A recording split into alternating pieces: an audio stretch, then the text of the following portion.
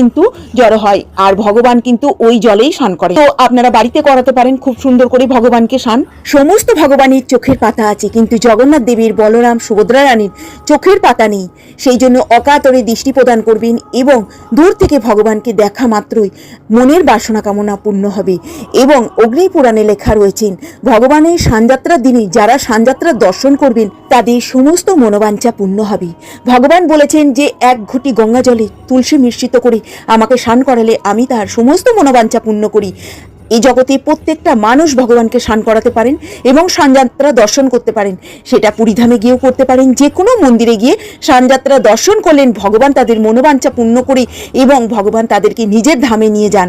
তো ভগবানের চোখের পাতা নেই, সেই জন্য ভগবানের দৃষ্টি আপনার উপরে সুন্দরভাবে পড়বে এবং ভগবান কিন্তু আপনার মনোবাঞ্ছা পূর্ণ করবে। এই স্নানযাত্রার দিনে স্নানযাত্রা যদি আমরা দর্শন করতে পারি। জগন্নাথ দেবের পুরোহিতরা প্রতি বছর